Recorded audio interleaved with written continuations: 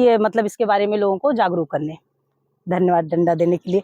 और डंडा दे के आप लोग भागिएगा नहीं, ये डंडा है समझाने के लिए, और बचपन में ये हम लोगों को समझाया है, तब आज हम लोग यहाँ पहुंचे हैं। इसलिए डंडे से कभी घबराना नहीं है, कुछ ना कुछ सिखाएगा ये जरूर।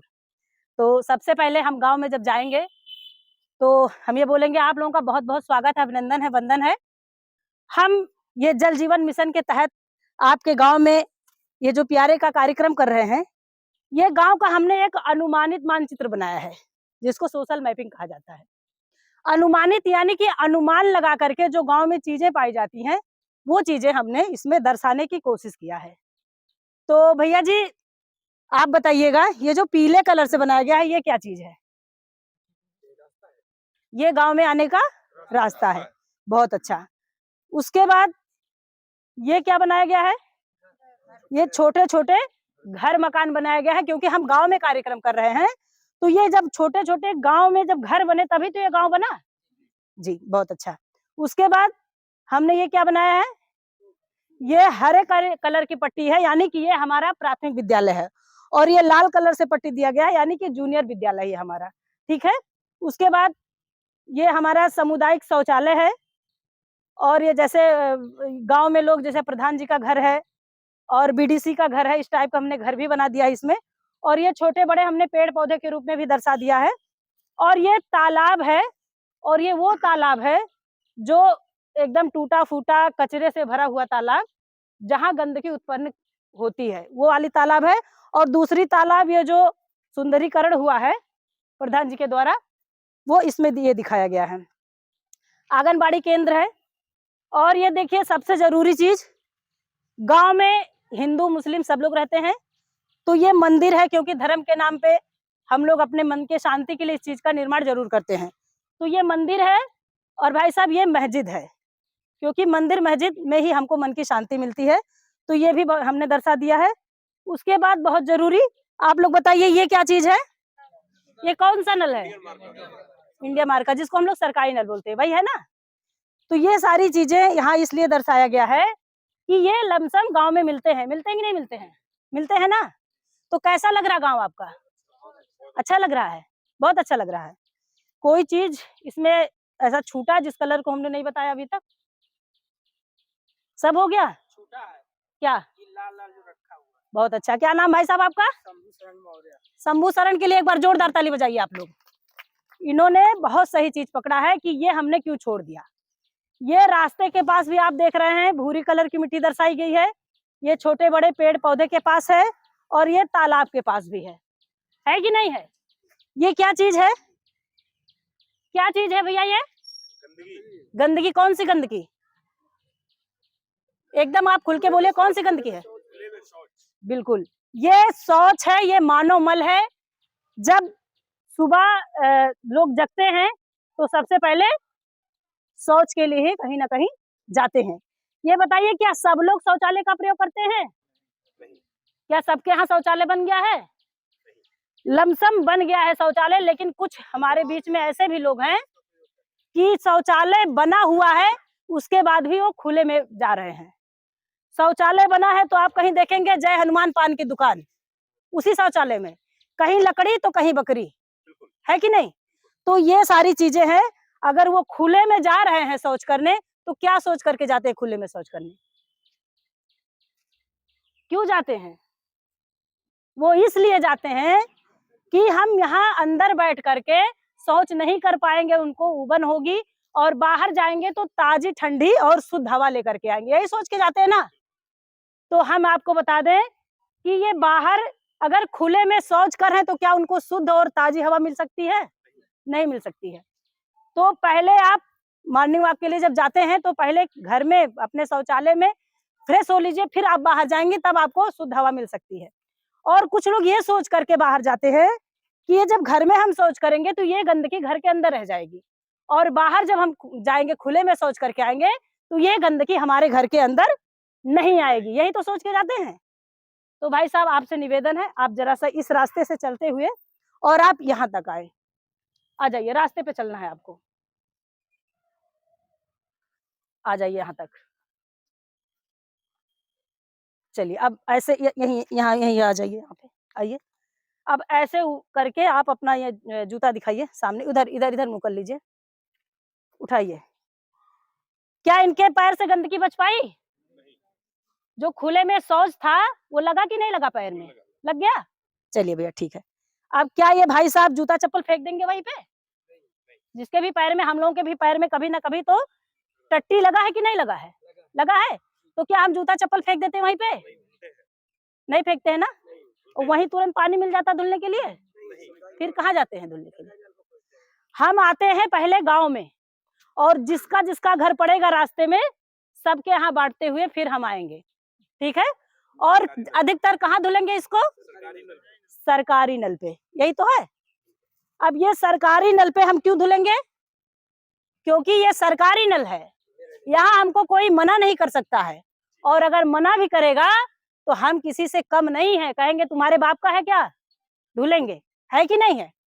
ये बताइए, ये सरकारी नल हमको क्यों दिया गया था?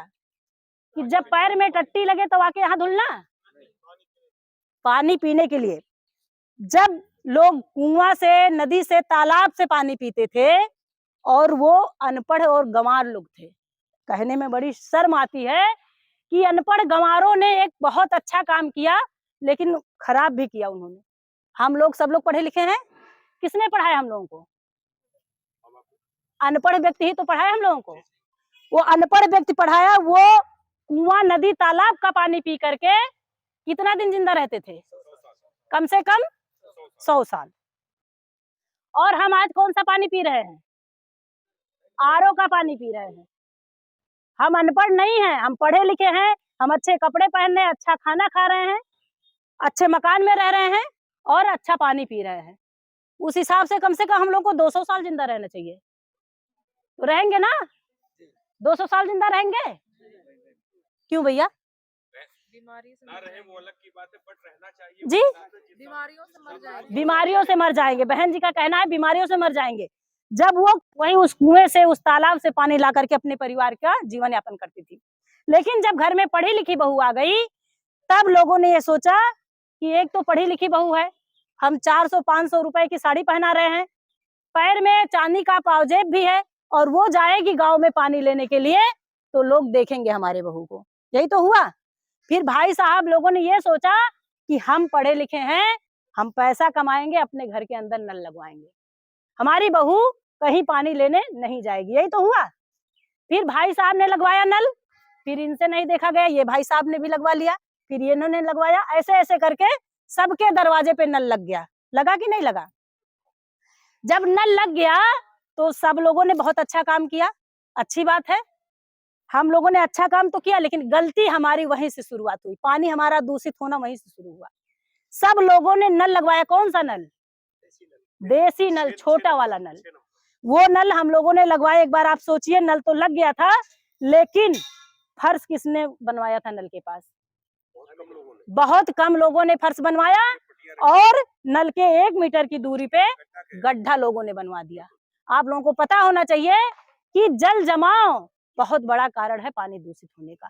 कहीं भी अगर गंदा पानी इकट्ठा हो रहा है तो वो धीरे धीरे करके अंदर जाकर के हमारे जल स्रोत से मिल करके उसको दूषित कर देता है। दूसरी चीज, जब हम वहाँ फर्श नहीं बनवाए हैं तो ऐसे ही हम वहाँ बर्तन धुल रहे हैं, कपड़े धुल रहे हैं, बच्चा लेटरिन कर रहा है उसको धुल रहे हैं, तो वो पाइप के माध्यम से धीरे धीरे करके अंदर जा करके वो पानी दूषित हो गया।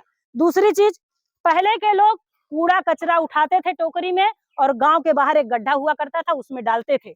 जानवर लोग पालते थे, गोबर उठा करके खेत में डालते थे खाद के लिए।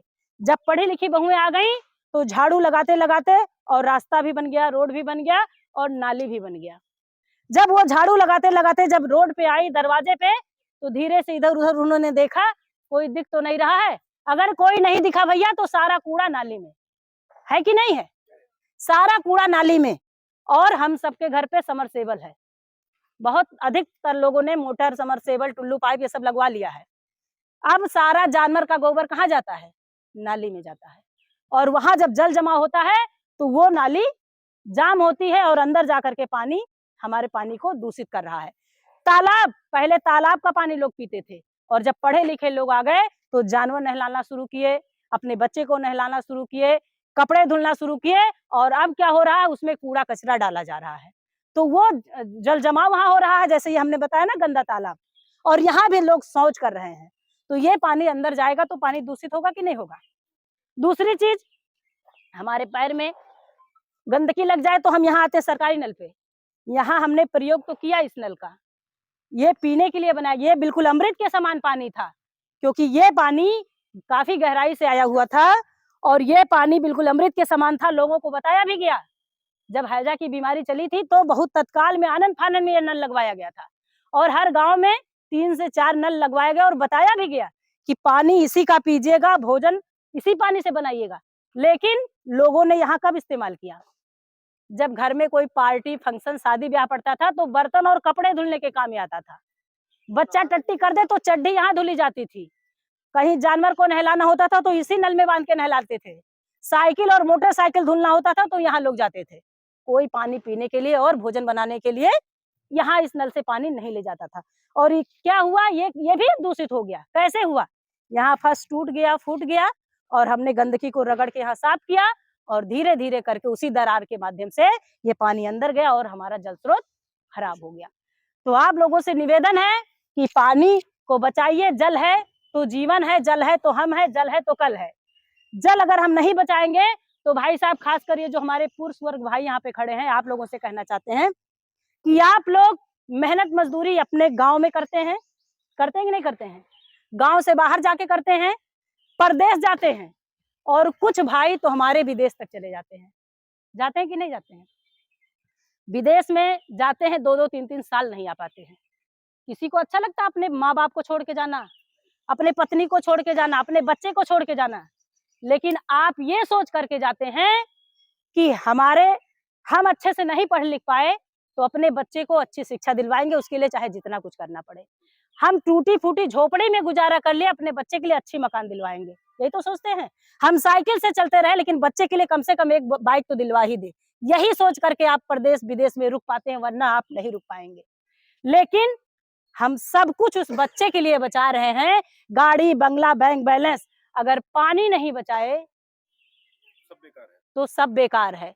आने वाले समय में अगर हम पानी नहीं बचाए तो आपके सामने बच्चा तड़प तड़प के मर जाएगा, वो गाड़ी बंगला बैंक बैलेंस कुछ भी काम नहीं आएगा। तो आप लोगों से निवेदन है कि जो पीने वाला पानी है वो हमारे पास बहुत कम बचा हुआ है, 0.007% से भी कम बचा हुआ है पानी। ये पानी आप लोगों को बचाना है। और ये जो गांव में पानी की टंकी लग रही है, ये 500 से लेकर के 1000 फीट के गहराई से ये पानी की टंकी का पानी आएगा, जो बिल्कुल अमृत के समान होगा। तो आप लोग गांव में यही लोगों को बताइए कि किसी प्रकार से पानी का दोहन नहीं होना चाहिए।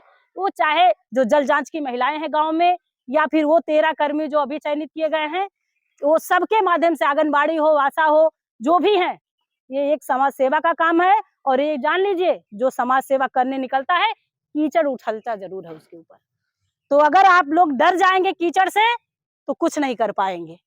आज जो ये बुराई करेंगे, कल आपकी वही बड़कपन करेंगे, आपको कुर्सी जरूर देंगे बैठने के लिए, क्योंकि ये हमारा अपना पर्सनल काम नहीं है, ये पूरे विश्व का काम है। क्योंकि पानी नहीं है तो ये धरती खत्म हो जाएगी। ये इसके साथ हम आप लोगों से विदा लेना चाहते हैं। बहुत बहुत धन्यवाद।